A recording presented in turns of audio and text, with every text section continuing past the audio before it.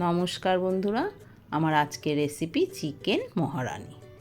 অঞ্জুস ক্রিয়েশনে আপনাদের সবাইকে স্বাগত। এখানে আমি 500 গ্রাম চিকেন ভালো করে ধুয়ে পরিষ্কার করে নিয়েছি। এবার আমি 2 চামচ টক দই চিকেনটাকে ভালো করে মেখে 1 ঘন্টা ম্যারিনেট করে রেখে দিয়েছিলাম। এবার কড়াইতে সর্ষের তেল দিয়ে দিয়েছি।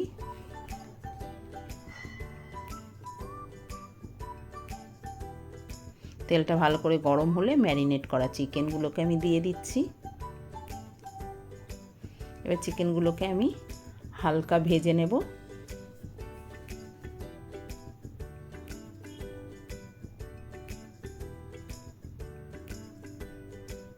চিকেনটা আমার হালকা ভাজা হয়ে গেছে। এবার আমি চিকেনগুলোকে সব তুলে নিচ্ছি।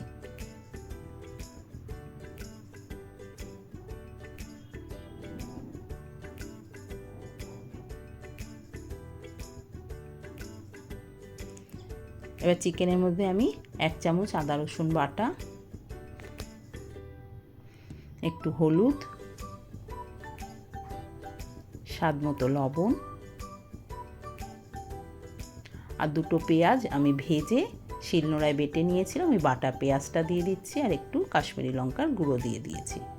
এবার সব মশলাগুলোকে চিকেনের সঙ্গে ভালো করে মেখে নিতে হবে। এবার ঝালের জন্য কাঁচা লঙ্কা দিয়েছি।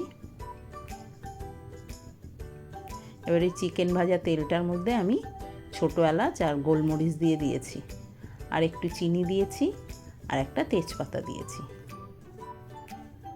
এবার তেলের মধ্যে চিনিটা একটু লাল হলে ওর মধ্যে আমি টমেটো বাটা দিয়ে দিচ্ছি। এবার টমেটোটা তেলের মধ্যে কিছুক্ষণ নেড়ে নিতে হবে। কিছুক্ষণ পর আমি মশলা মাখা চিকেনটাকে দিয়ে দিয়েছি।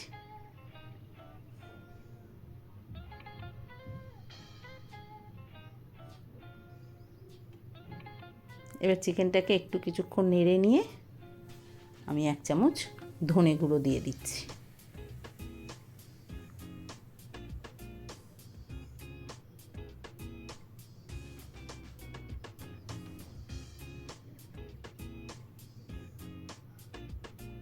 এবার মশলাটা কিছুক্ষণ কষানোর জন্য ঢাকা দিয়ে রেখে দিয়েছি।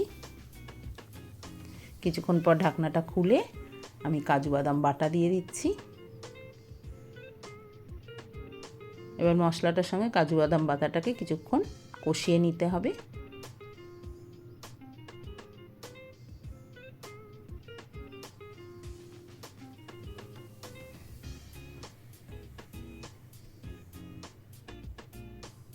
এবার আবার কিছুক্ষণ চিকেনটা সেদ্ধ হওয়ার জন্য ঢেকে রেখেছিলাম। এবার দেখুন মশলা থেকে তেল ছেড়ে দিয়েছে, মশলাটা আমার কষানো হয়ে গেছে। এবার আমি উষ্ণ গরম জল দিয়ে দিচ্ছি।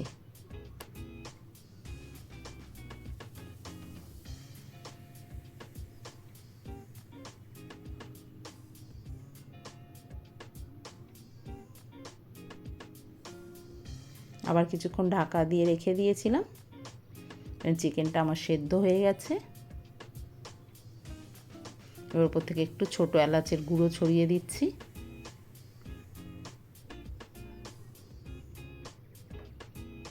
চিকেনটাকে নামিয়ে নিয়েছি। এবার আমি একটু ওপর থেকে ফ্রেশ ক্রিম দিয়ে দিয়েছি। চিকেন মহারানি আমার তৈরি হয়ে গেছে। দেখা হবে আবার নতুন কোনো রেসিপি নিয়ে। সবাই ভালো থাকবেন, সুস্থ থাকবেন।